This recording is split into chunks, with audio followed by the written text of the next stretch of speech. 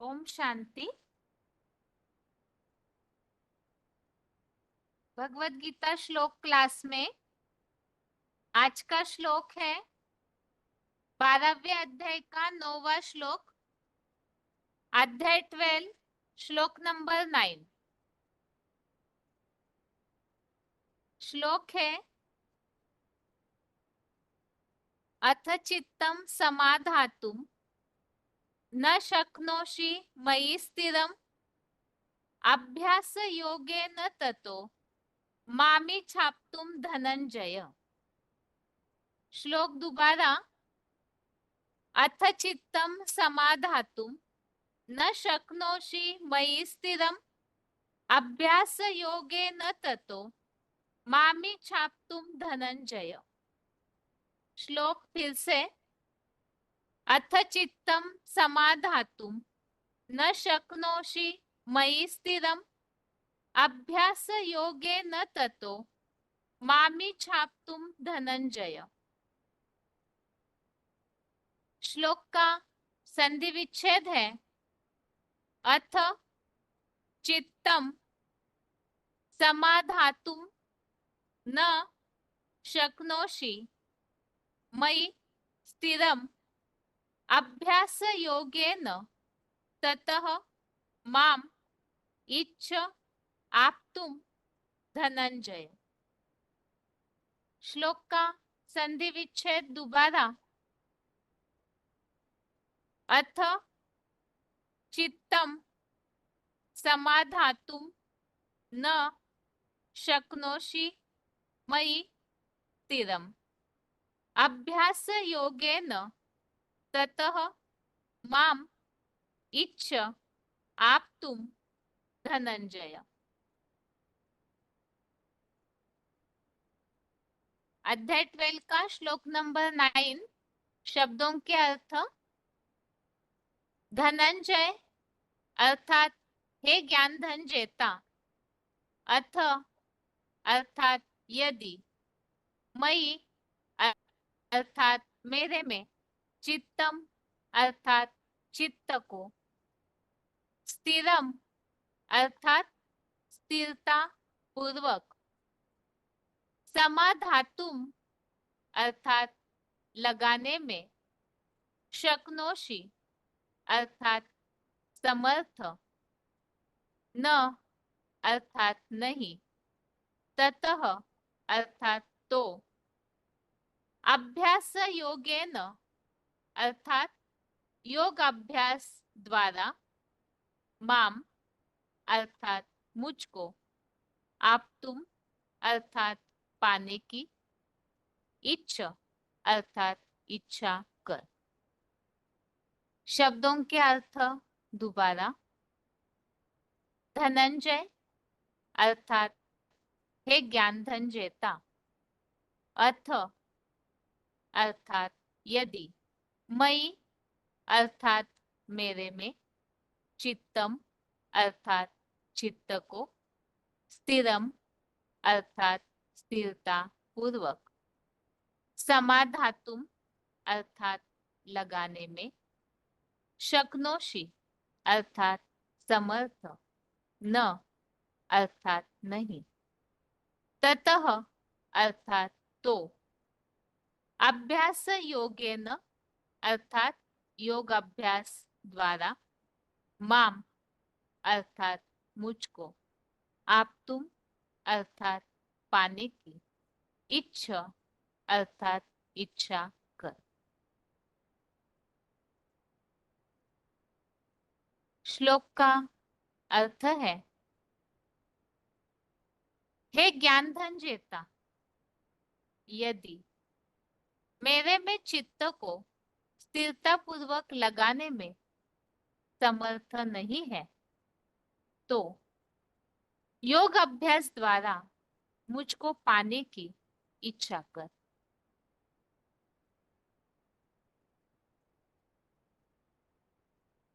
यहाँ पर 12वें अध्याय में हम समझ रहे हैं भक्ति योग को, और जिसमें विशेषकर अर्जुन ने जैसे शुरू में ही भगवान से पूछा, साकार अर्थात सगुण अथवा निर्गुण। इन दोनों में कौन ऐसे हैं जो साकार की याद वाले या तो निर्गुण निराकार की याद वाले, कौन योग के मर्म को अधिक जानते हैं?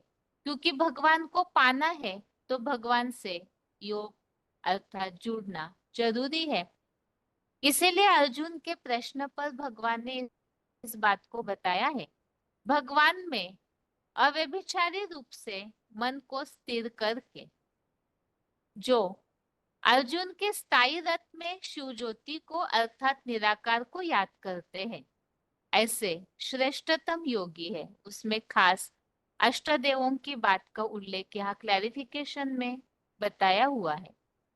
साथ ही में अगले श्लोकों में इस बात को भी भगवान ने अर्जुन को समझाया है कि बिल्कुल वाचा रहित मन बुद्धि से भगवान को जो साकार ध्रुव तारे मुहाफिक ऊंचे पर्वत शिखर जैसी अवस्था में स्थित है, उस ध्रुव तारे मुहाफिक ऊंची स्थिति वाले में निराकार परम पिता को जो भली भांति याद करते हैं और साथ ही में इंद्रियों को पूरा संयमित करके समदर्शी होकर सबके कल्याण में जो लगे हुए हैं, ऐसे योगी जन एक लिंग भगवान को ही प्राप्त होते हैं।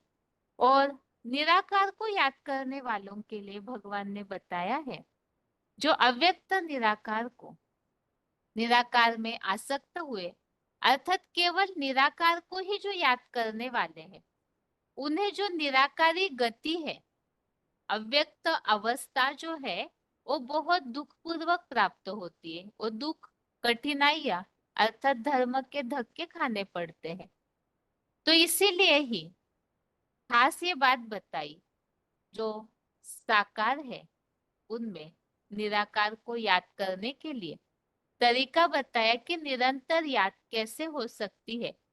तो तन मन धन सब कुछ पूरी तरह जो अर्पण करके अव्यभिचारी बन जाते हैं, सारी ताकत अपनी एक ईश्वरीय कार्य में ही जो लगाते हैं, तो ऐसे मन मना भव मत भक्तो, ऐसे जो पूरी तरह भगवान में ही अर्पणमय वाले बुद्धि वाले हैं, उनका अति शीघ्र ही मृत्यु संसार सागर अर्थात दुख की दुनिया से संपूर्णतः उद्धार होता है आधा कल्प के लिए। और ऐसे उद्धार के लिए भगवान ने अर्जुन को जो 8वें श्लोक में हमने समझाया, एक भगवान में ही मन लगा, भगवान में ही जो बुद्धि योग को स्थिर करते हैं, वो फिर जो ऊर्ध्वमुखी पंचानन परम ब्रह्म रूप है, उनमें ही जन्म जन्मांतर निवास करेगा। तो यहाँ जब भगवान स्वयं इस सृष्टि पर आते हैं सारे संसार का उद्धार करने के लिए, उस समय विशेषकर जो मन बुद्धि को एक भगवान में स्थिर करते हैं, तो यहाँ भी दुखी संसार से उनको निकाला जाएगा, उद्धार हो जाएगा। और साथ ही में अनेक जन्मों तक भी यहाँ मन बुद्धि से लगातार जो साथ रहते हैं, निरंतर एक भगवान में ही जो अपनी मन बुद्धि को लगाते हैं, ऐसे योगी बनते हैं, तो जन्म जन्मांतर के भी साथी बन जाते हैं। और इसीलिए ही आज के श्लोक में भगवान ने अर्जुन को बताया, धनंजय अर्थात अर्जुन के लिए बताया, ज्ञान धन जेता जो ईश्वरीय ज्ञान धन संपत्ति को पूरी तरह से अर्जन कर लेते हैं, जीत लेते हैं।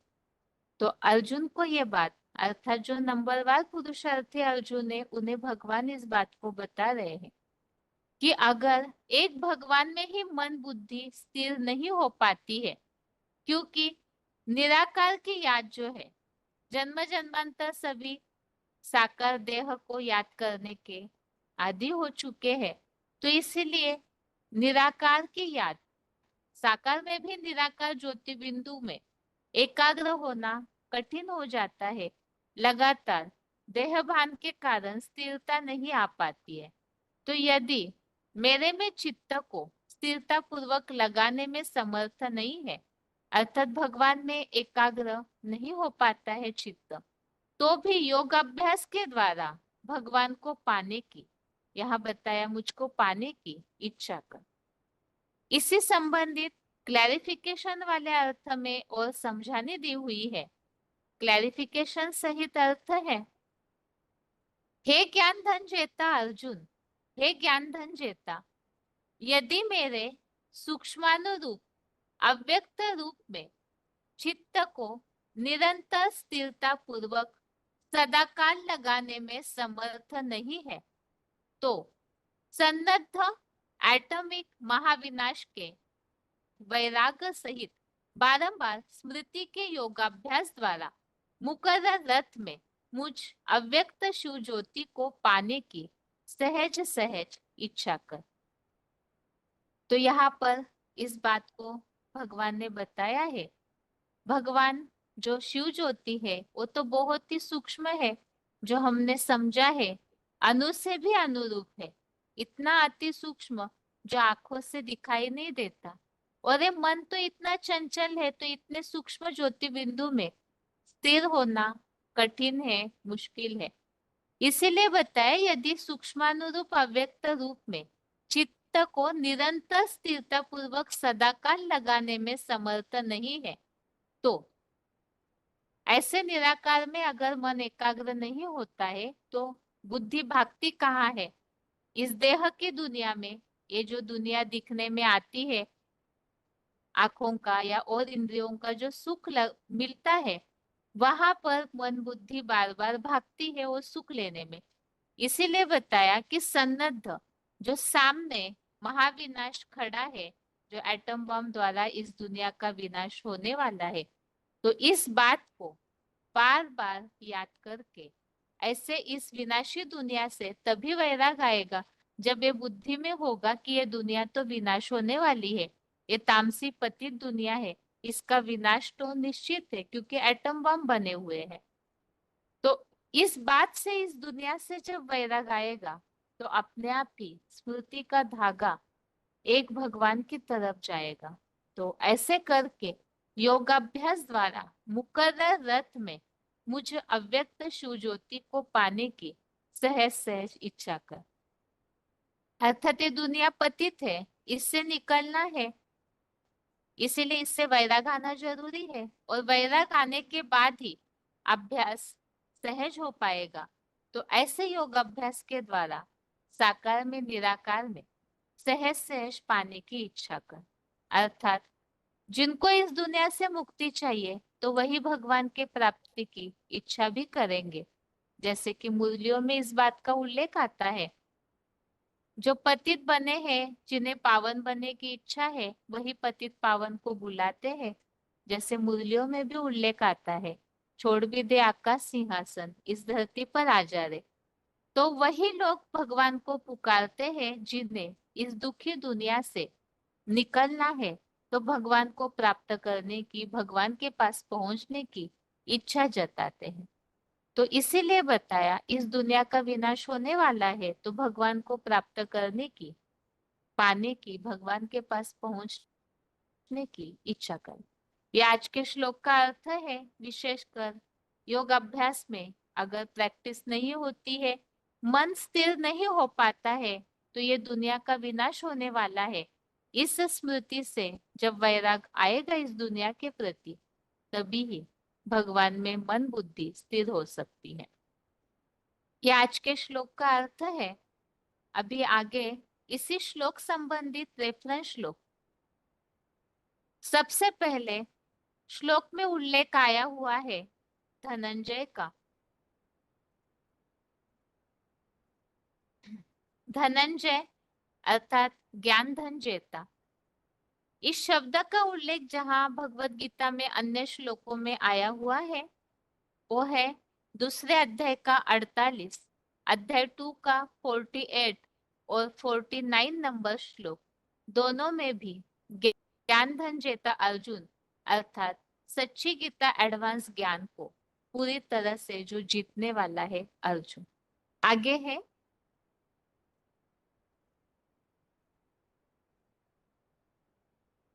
और भी धनंजय के लिए यहाँ श्लोक है। 18वें अध्याय का 29वां श्लोक, अध्याय 18 का श्लोक नंबर 29, इसमें भी धनंजय हे ज्ञान धन जेता ऐसा उल्लेख है। और 18वें अध्याय का 72 अध्याय 18 का श्लोक नंबर 72 में भी धनंजय का उल्लेख है, जो एडवांस गीता ज्ञान को ही जीतने की बात के लिए। और श्लोक में उल्लेख आया है, मुकर्ररत में शिव ज्योति को पाने की सहज सहज इच्छा कर। तो इच्छा कर अर्थात भगवान के पास पहुंचने की, भगवान को प्राप्त करने की इच्छा जताने के पुरुषार्थ।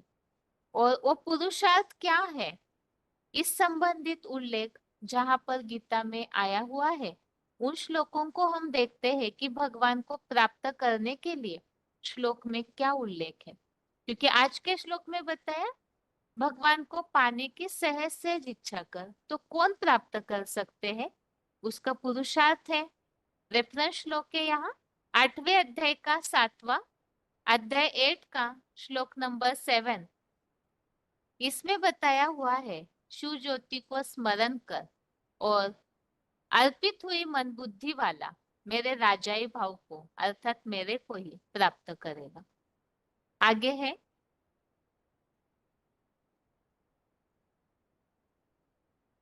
8वें अध्याय का 8वां, अध्याय 8 का श्लोक नंबर 8। इसमें भी उल्लेख है, अव्यभिचारी मन बुद्धि से अर्जुन रथ में प्रविष्ट मामे कम की सतत याद से दिव्य प्रकाश युक्त परम पुरुष परम पिता शिव बाबा को पाता है।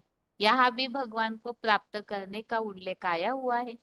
अर्थात परम पिता शिव जिस साकार तन में प्रवेश करते हैं, उस तन के द्वारा ही भगवान को प्राप्त कर पाएंगे। तो उन्हीं बातों का उल्लेख यहाँ आया है।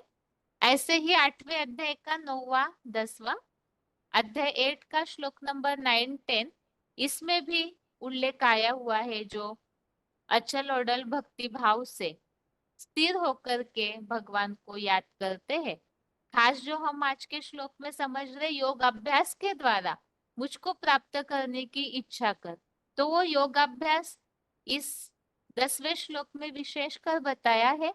अचल अडोल भक्ति भाव से अर्थात स्थिर होकर के मन बुद्धि में योग बल पूर्वक लगा हुआ, जो अच्छी तरह से आत्मा को स्थिर करके याद करता है, वो फिर दिव्य ज्योति परमात्मा को पाता है, जैसे कि जन्म जन्म का साथी हो गया। अगला रेफरेंस श्लोक है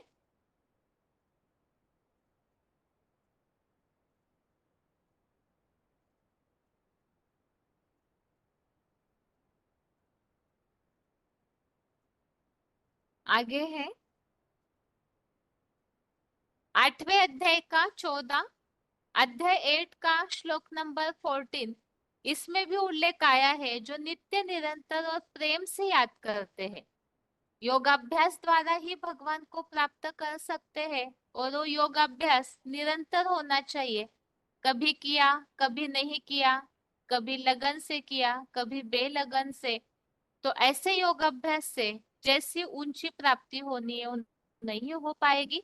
इसीलिए यहाँ भी उल्लेख आया है, नित्य निरंतर जो याद करता है उन्हें मैं सुख पूर्वक मिलता हूँ। 8वें अध्याय का 22वां, अध्याय 8 का श्लोक नंबर 22।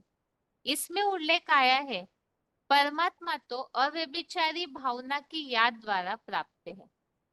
12वें अध्याय में हमने खास अव्यभिचारी याद के लिए ही सारे श्लोकों में उल्लेख समझा है। और इसी तरह से 8वें अध्याय में भी जो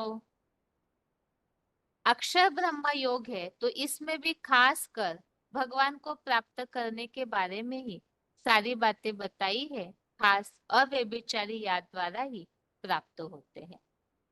अगला श्लोक है रेफरेंस का 9वें अध्याय का 28, अध्याय 9 का श्लोक नंबर 28।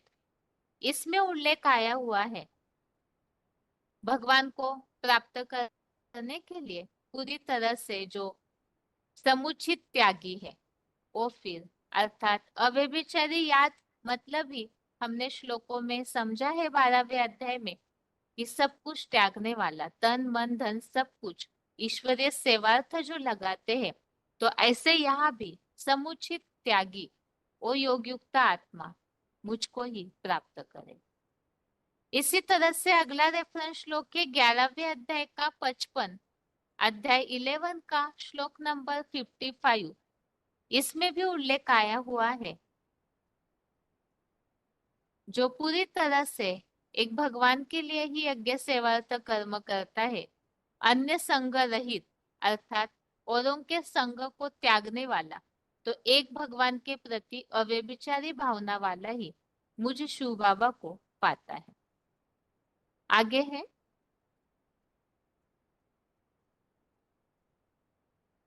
श्लोक में उल्लेख आया हुआ है आज के योग अभ्यास के द्वारा मुझको प्राप्त करने की इच्छा कर।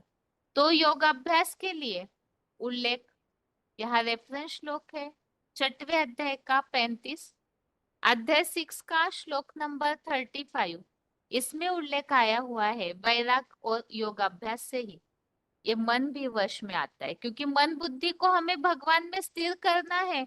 तो मन बुद्धि के चंचलता को ठीक करना होगा, एकाग्र करना होगा, स्थिर करना होगा, और उसके लिए योगाभ्यास की आवश्यकता है। और योगाभ्यास के साथ वैराग्य की आवश्यकता है, जो कि आज के श्लोक में भी हमने समझा।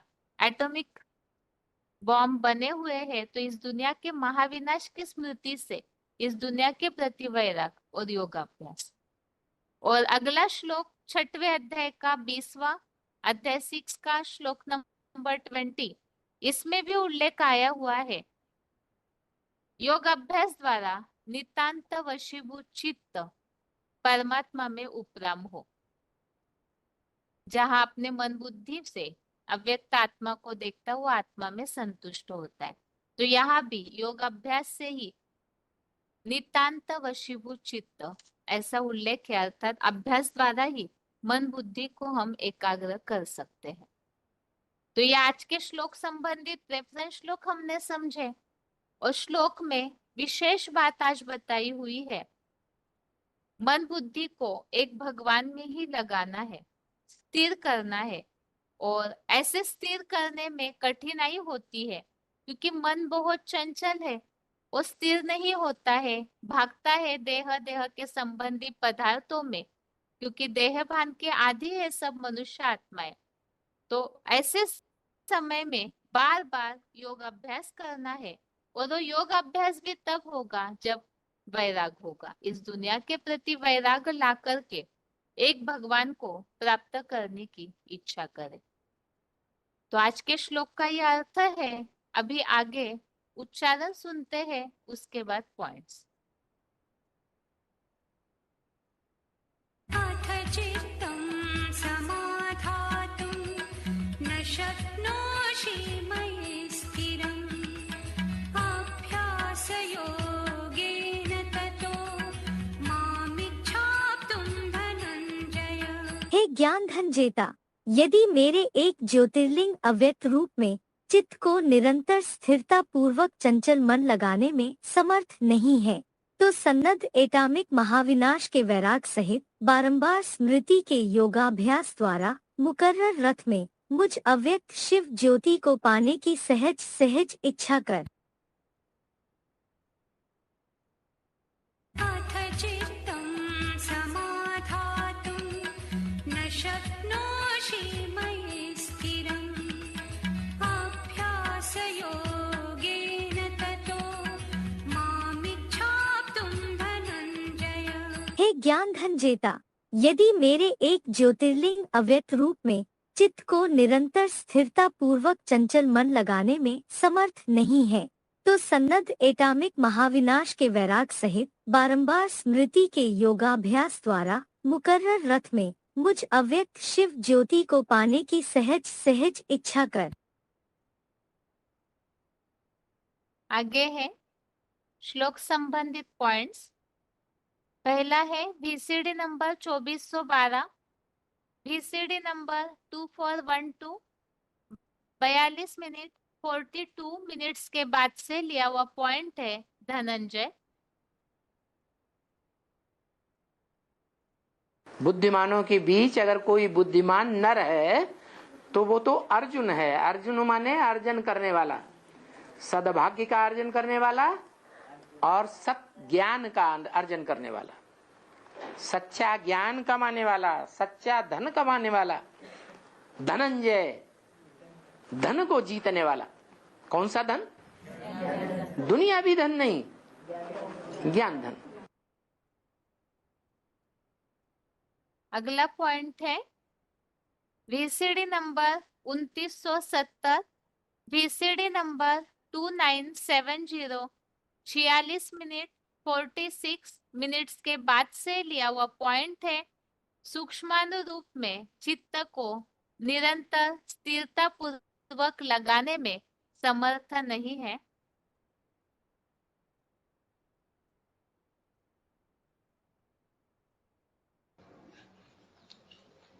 शिव को कोई नहीं भूलेगा, शिव तो बिंदी का नाम है। बिंदी को तो कोई, बिंदी की याद में तो कोई ठहरता ही नहीं, टिकता ही नहीं है। बाबा ने तो चैलेंज दे दिया, पिछली बार मुरली में चैलेंज दिया ना, हाँ तुम अपन को आत्मा समझ है, मेरे सामने आत्मा समझ है, मेरे सामने 1 घंटे भी नहीं टिक सकोगे। 1 घंटा पूरा अपन को आत्मा समझ, मुझ सुप्रीम सोल बाप को याद कर सकेंगे? हैं? नहीं याद कर सकेंगे, टिके ही नहीं सकेंगे। करके देख लो, 1 घंटा तो क्या, अरे कुछ मिनट भी नहीं टिक पाते, टिक पाते नहीं, टिक पाते। अगला पॉइंट है सन्नद्ध एटॉमिक महाविनाश की वैराग से, वीसीडी नंबर 189 189 22 मिनट 22 मिनट्स के बाद से लिया हुआ पॉइंट।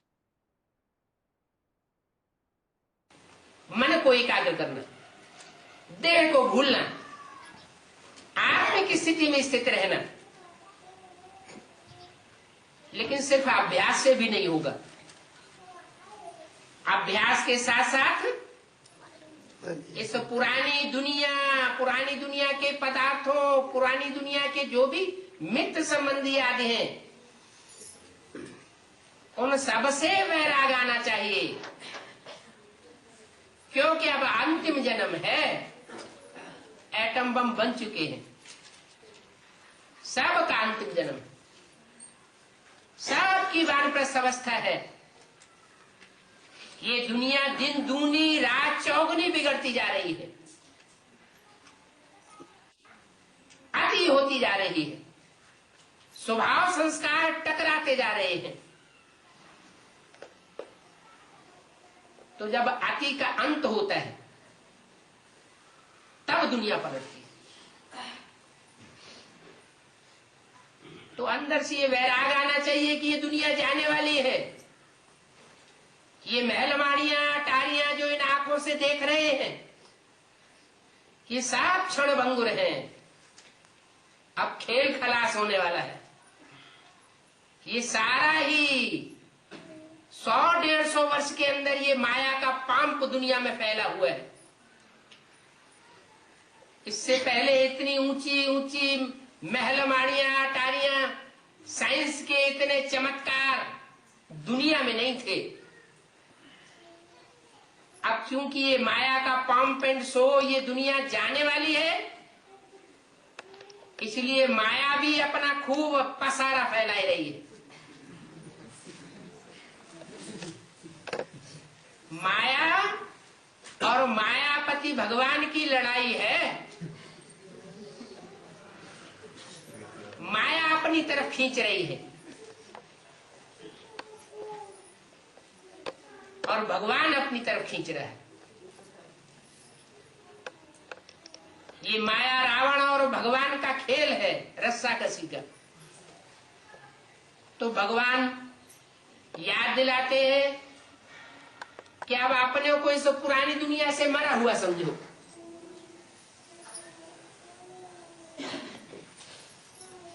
पुरानी दुनिया से मर जाएंगे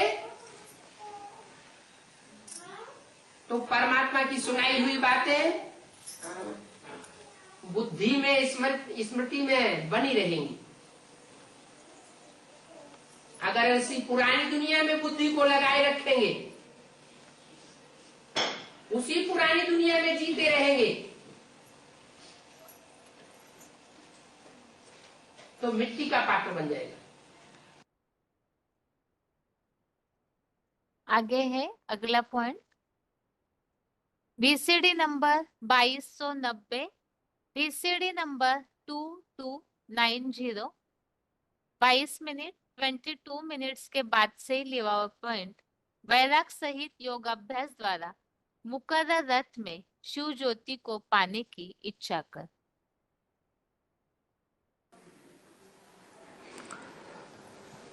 तो बाप भगवान कहते हैं मुझे याद करो। मुझे याद करो माना कहने वाला कौन? शिव बाप, उसी की याद करो। मुझे एक को कहा जाता है या दो या चार बहुतों को कहा जाता है, तो कौन कहता है? शिव बाप। एक कहता है, एक कैसे कहेगा? एक है जिसकी आत्मा का ही नाम बिंदी का ही नाम शिव है, वो बोलेगा है?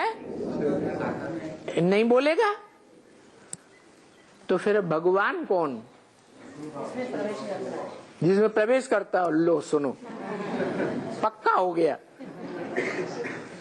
इसीलिए तो बाबा कहते हैं मुरली में, क्या है? कोई मम्मा के मुरीद, कोई बाबा के मुरीद, शिव बाबा को कोई पूछता ही नहीं। कोई पूछता ही नहीं।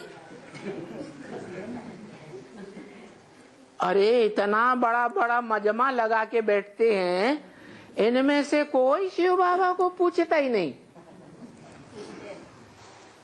बाबा झूठ तो नहीं बोलते हैं? है? सच बोलते हैं। कैसे? ऐसे सच बोलते हैं कि तुम जब शिव बाबा की याद में बैठते हो तो साकार बाबा के चेहरे को याद करते हो,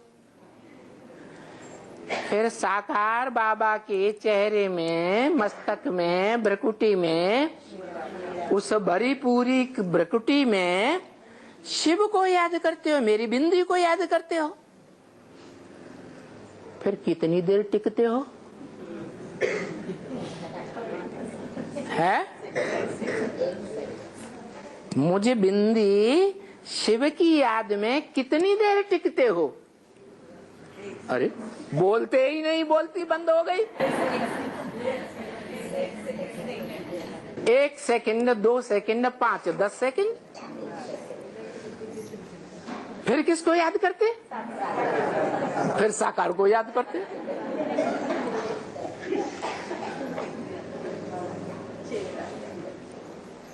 ऐसा क्यों होता है?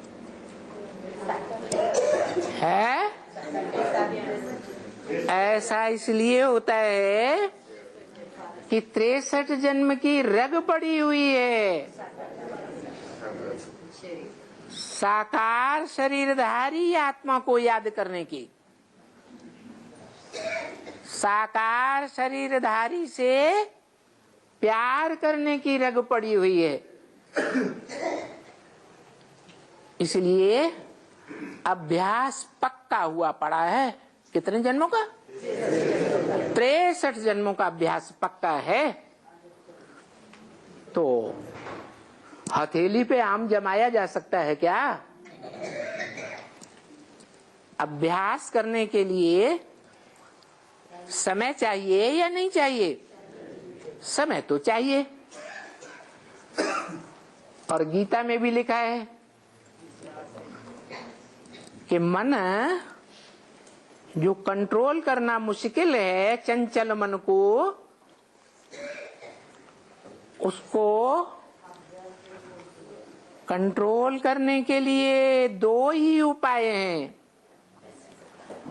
एक अभ्यास, बार बार अभ्यास करें,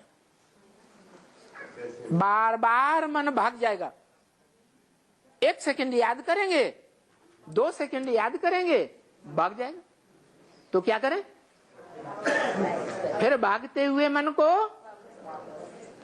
है कहाँ लगाना है? है? कहाँ लगाना है? साकार में जो निराकार बैठा हुआ है उसकी याद में लगाना है।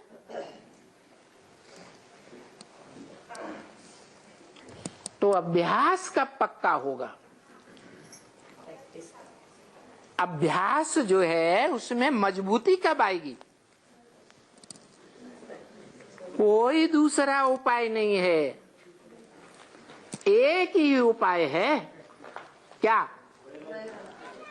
बिनु बैराग विवेक न होई, और राम कृपा बिनु सुलभ न सोई। राम वो त्रेता वाला राम नहीं। कौन सा? वो निराकार राम। उसकी कृपा कब होगी? वो कब खुश होता है? वैराग से खुश होता है। बैराग की प्राप्ति के लिए बैराग से ही खुश होता है। ये क्या बात है? अरे सभी ब्राह्मणों का अनुभव तो होगा। भगवान किस बात से खुश होता है?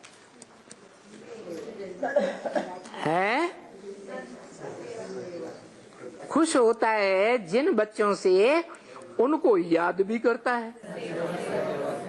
अब याद आया,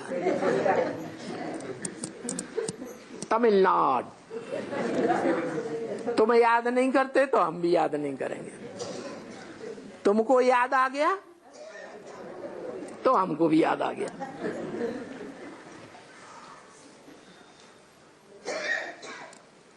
तो बाप सेवा से खुश होते हैं। ईश्वरीय सेवा जितनी जास्ती करेंगे, स्वार्थ पूर्वक नहीं, स्व के रथ के लिए नहीं, परमार्थ के लिए।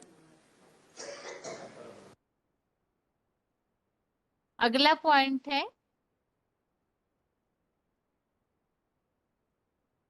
BCD number 583, BCD number 583, 9 minutes के बाद से लिया हुआ पॉइंट है। भगवान को पाने की सहज सहज इच्छा कर।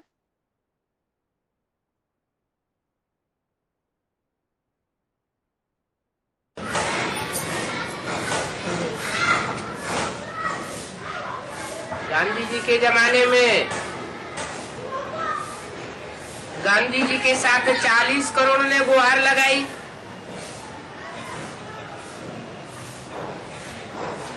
ये पतित पावन आओ।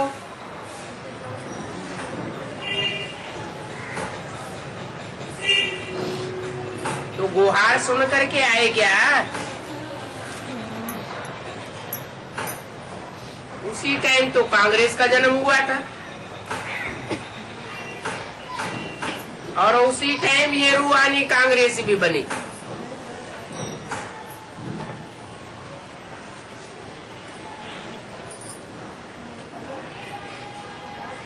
तो किसने कहा कि तुम्हारे बुलाने को जी चाहता है?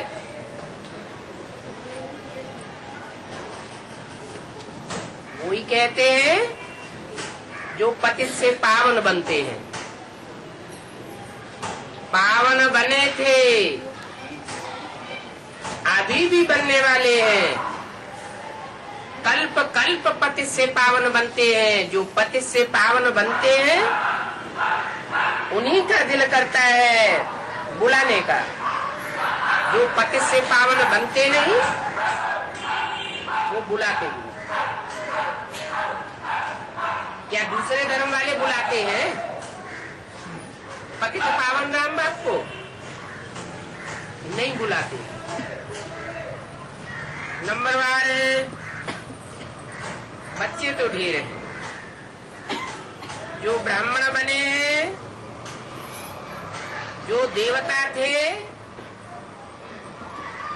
और उसमें भी जिन्होंने पूरे 84 जन्म लिए हैं, उन्होंने ही जास्ती बुलाया। जिन्होंने पूरे 84 जन्म नहीं लिए, कम कलाओं वाले देवता बने, कच्चे देवता बने, उन्होंने उतना नहीं बुलाया, उतना पति से पावन बनते भी नहीं।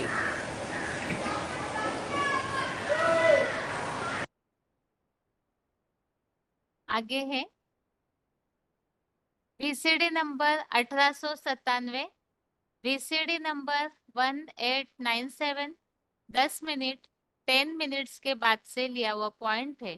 भगवान को पाने की सहज सहज इच्छा कर।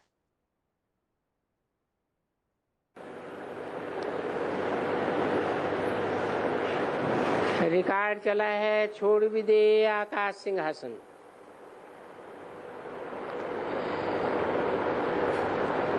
ये गीत बच्चों ने ही बनाया हुआ है, बच्चों ने ही सुना, याद करते हैं अपने परम प्रिय परमपिता परमात्मा को कि फिर से ये माया की परछाई पड़ गई है,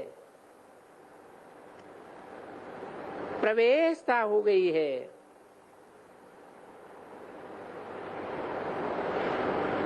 अथवा रावण का राज्य हो पड़ा है। सभी दुखी दुखी दुखी है। अपन को कहते हैं कि हम भ्रष्टाचारी हैं, पतित हैं, और सब कहते हैं। जरूर इस समय 5000 वर्ष पहले बाप आए थे, क्योंकि बोलते हैं कल्प कल्प कल्प के संगम युगे आता हूं।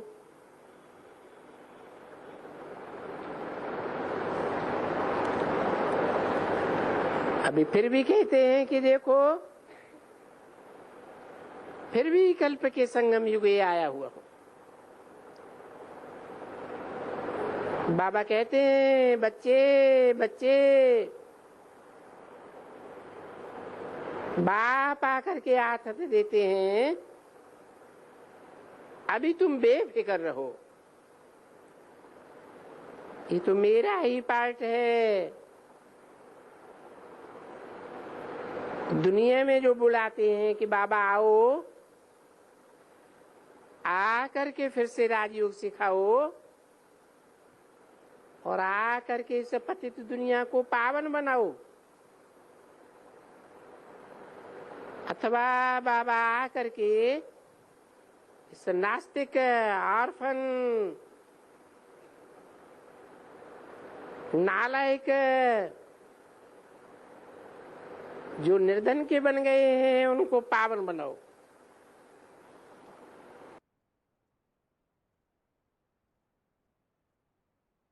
इस तरह से आज के श्लोक का अर्थ हमने समझा है क्लिप्स के द्वारा, योग अभ्यास के द्वारा और वैराग्य के द्वारा ही। बार बार जब प्रैक्टिस करेंगे तो भगवान को प्राप्त कर सकते हैं। अभी आज के श्लोक को एक बार फिर से पढ़ के आज का क्लास पूरा करते हैं।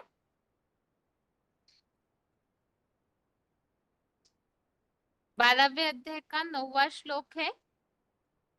अथ चित्तम समाधातुम न शक्नोषि मयि स्थिरम अभ्यास योगे न ततो मामी छाप्तुम धनंजय। श्लोक दोबारा। अथ चित्तम समाधातुम न शक्नोषि मयि स्थिरम अभ्यास योगे न ततो मामी छाप्तुम धनंजय। अर्थात हे ज्ञान धन जेता, यदि मेरे सूक्ष्मानुरूप अव्यक्त रूप में चित्त को निरंतर स्थिरता पूर्वक सदाकाल लगाने में समर्थ नहीं है, तो सन्नद्ध एटॉमिक महाविनाश के वैराग सहित बारंबार स्मृति के योगाभ्यास द्वारा मुकर्रर रथ में मुझ अव्यक्त शिव ज्योति को पाने की सहज सहज इच्छा कर। तो श्लोक को अभी अभी हमने पॉइंट्स के द्वारा समझा है। यदि परमपिता शिव का स्वरूप तो बहुत ही सूक्ष्म है, साकार को याद करते हुए साकार में निराकार की याद में भी निराकार में मन एकाग्र नहीं हो पाता है, बार बार साकार याद आ जाता है, तो ऐसे निरंतर स्थिर करने में चित्त, ऐसी प्रैक्टिस करने में समर्थ नहीं है, तो योगाभ्यास करने के लिए बताया इस दुनिया से वैराग जरूरी है। और साथ ही में बताया मुकर्रर रथ में मुझ अव्यक्त शिव ज्योति को पाने की सहज सहज इच्छा कर। ये आज के श्लोक का अर्थ है और रेफरेंस श्लोक हमने समझे थे। एक बार रेफरेंस श्लोक के नंबर को सिर्फ रिवाइज करते हैं। धनंजय अर्थात ज्ञान धनजेता, ये अर्जुन के लिए बोला हुआ है। तो इस बात का उल्लेख आए हुए श्लोक है दूसरे अध्याय का 48, 49, अध्याय 2 का 48, 49 नंबर श्लोक। आगे है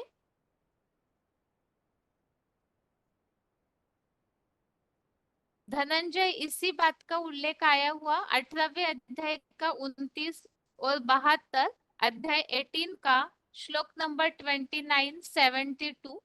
और श्लोक में उल्लेख आया है मुझको पाने की सहज सहज इच्छा कर, तो भगवान को प्राप्त करने का पुरुषार्थ जहाँ उल्लेखित है अव्यभिचारी याद द्वारा, वो श्लोक है 8वें अध्याय का 7वां, अध्याय 8 का श्लोक नंबर 7। आगे है 8वें अध्याय का ही 8वां, 9वां और 10वां, अध्याय 8 का श्लोक नंबर 8, 9, 10। इन श्लोकों में भी भगवान को प्राप्त करने का पुरुषार्थ बताया है। अचल अडोल भक्ति भाव, अव्यभिचारी याद, मामे कम की सतत याद। आगे है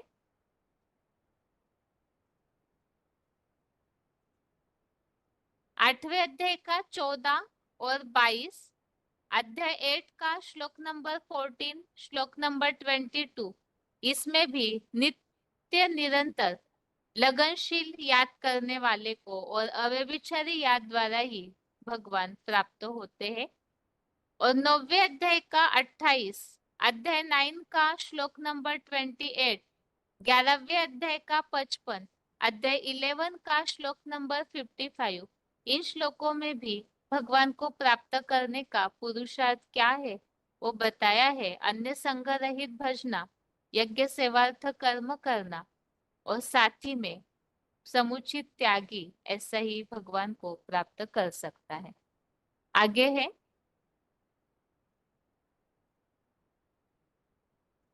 योग अभ्यास का उल्लेख आज के श्लोक में आया है। योग अभ्यास के द्वारा ही चित्त को वशीभूत किया जा सकता है। इसी बात का उल्लेख 6वें अध्याय का 35 और 20, अध्याय 6 का श्लोक नंबर 35 और श्लोक नंबर 20, इन दोनों श्लोकों में भी आया हुआ है।